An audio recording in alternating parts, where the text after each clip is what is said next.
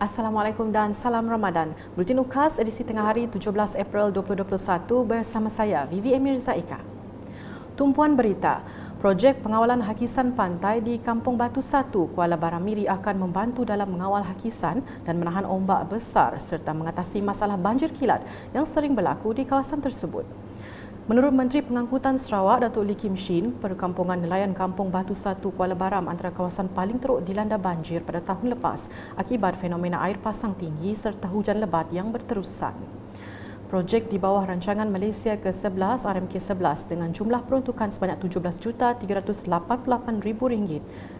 Skop projek merangkumi pembinaan benteng pemecah ombak sepanjang 200 meter di luar pesisir pantai, 5 groin dan tanjakan konkrit yang mampu menampung lebih 100 bot untuk memudahkan nelayan keluar masuk untuk turun laut. Ditemui semasa meninjau projek itu pada Jumaat, Datuk Lee turut meminta Jabatan Pengairan dan Saliran memasang tanda isyarat di sekitar benteng agar dapat memberi amaran kepada bot-bot nelayan yang lalu lalang sekaligus menjamin keselamatan para nelayan. Berita seterusnya, program bergotong royong dapat mengeratkan perpaduan dan kerjasama pelbagai kaum di Sarawak khususnya di kawasan Bak Kelalan. Berucap dalam program Pemimpin Bersama Rakyat Kerja Gotong Royong dan Berbuka Puasa di Surau Kampung Ahmad Takong pada Khamis, Timbalan Menteri Pembangunan Luar Bandar 2 Datuk Henry Sumagong berkata, amalan murni itu membawa kepada persefahaman yang baik dalam kalangan masyarakat di situ. Beliau turut berterima kasih kepada Exco Pemuda PBB Bak Kelalan kerana sekali lagi berjaya menganjurkan program tersebut.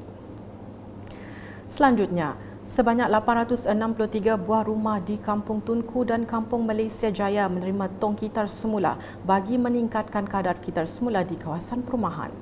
Menteri Muda Undang-Undang Hubungan Negeri dan Persekutuan dan Pemantauan Projek Sarawak, Datuk Sharifah Hasidah Said Aman Ghazali berkata, pemberian tong itu bagi projek perintis pengasingan sisa pepejal dan kitar semula.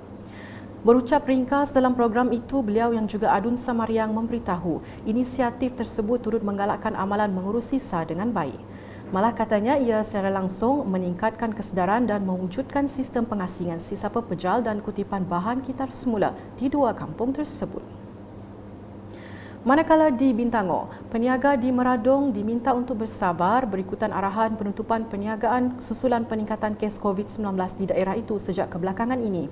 Adun Meradong Datuk Ding Kong Hing berkata, arahan penutupan perniagaan terpaksa dilaksanakan sebagai langkah untuk mengekang penularan wabak berkenaan dari semakin serius. Sekarang saya difahamkan ada beberapa tempat peniaga sudah ditutup. Ini satu cara kita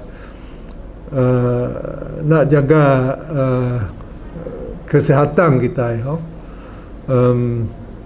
Harap kita semua fahamlah, ini bukan mau susahkan peniaga, tapi kerana sekarang COVID-19 itu makin serius. Harap kalau beberapa hari nanti itu angka turun, kita boleh consider lagi itu ketutupan itu perniagaan di Pasar Bintangor ini. Ketika ditemu bual Unit Komunikasi Awam Sarawak pada Jumaat, Datuk Ding turut mengingatkan orang ramai agar terus mematuhi prosedur operasi standard SOP ditetapkan dan tidak keluar rumah jika tiada keperluan. Majlis Daerah Meradong dan Julau telah mengarahkan penutupan penjajah tamu tebingan Sungai Bintangor bermula 15 April lepas hingga ke 1 tarikh yang akan dimaklumkan. Selain itu, operasi perniagaan premis di bawah Majlis Daerah Meradong juga hanya dibenarkan secara beli bawa pulang bermula 15 April 2021. Di Bauk pula, kerja-kerja membaik pulih pembentung jalan di Jalan Bauk Lundu, Kampung Subah Bandar bermula pada Jumaat.